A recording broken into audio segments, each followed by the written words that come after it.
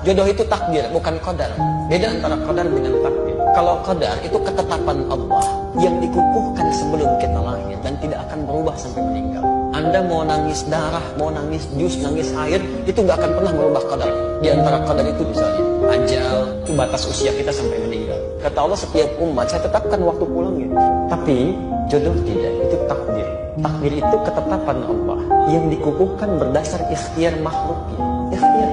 Baru Allah tetapkan, diberikan jalan.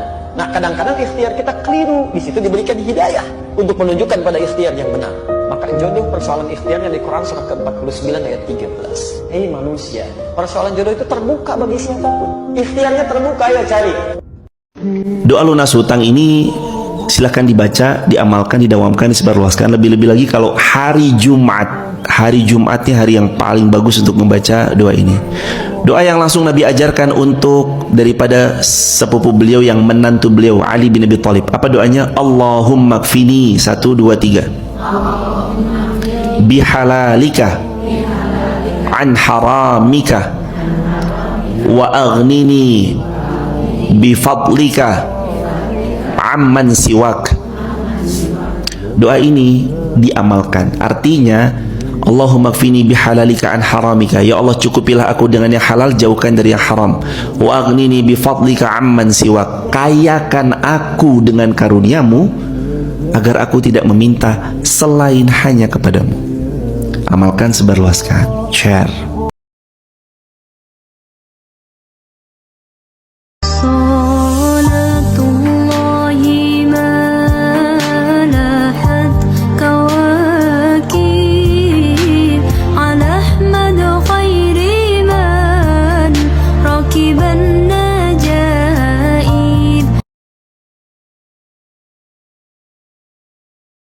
Suka traktir orang itu ibadah yang besar sekali pahalanya. Karena setiap makanan yang kita letakkan untuk orang lain, baik itu kita belikan atau kita beri, beli atau beri, dua-duanya, gitu kan. Walaupun kata ulama sebutir kurma yang kita niatkan untuk dikasih kepada orang lain, masuk dalam hadis Nabi SAW. Ma wudi'a ta'amun illa wada'allahu fihi barakah. Tidak ada makanan yang diniatkan untuk diberi atau dibeli kecuali Allah sudah tinggalkan di dalam makanan itu berkahnya. Makna berkah adalah akan menjadi saripati yang masuk ke dalam tubuh kita dan akan menjadi bagian dari komposisi tubuh kita. Dan selama itu ada di badan orang itu, kita dapat amal jariah. Dia bergerak, dia bekerja, baik itu menjadi darahnya kah, ototnya kah, seterusnya. Ini adalah amal jariah. Seorang perempuan muslimah hanya sholat fardu saja, tidak pernah sholat sunnah selama hidupnya. Hanya puasa fardu saja, tidak pernah puasa sunnah selama hidupnya. Menjaga kehormatan dirinya, tidak selingkuh, menaati suaminya pada yang baik-baik, itu dia kerjakan, maka akan dikatakan kepadanya sahdisan, cepat masuk surga dari pintu mana saja yang engkau kehendaki. Tinggi derajat seorang istri di hadapan Allah ketika menaati suaminya yang telah mengambil sebagian beban dari kedua orang tuanya. Yang terakhir adinda, Quran surah ke-17 Al-Isra di ayat ke-23. Wa qadha rabbuka alla ta'budu illa iyyahu wa bil.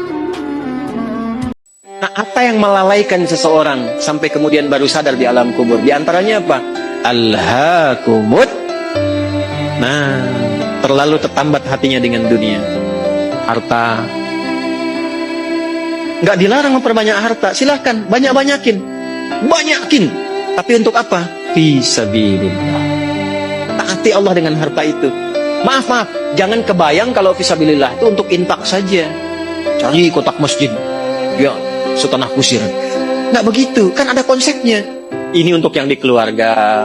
Bagaimana kenyamanan di rumah, bikin rumah yang nyaman sehingga punya musalla, ya. Anak-anak sekolahkan di tempat yang mengenal Allah, tingkatkan kualitasnya, pakai untuk umrah, pakai untuk haji, lihat saudara-saudara di samping. Setelah itu lebarkan. Baru ada babnya lagi, setelah orang tua, saudara, kerabat, ada anak yatim, baru dibuka untuk umum.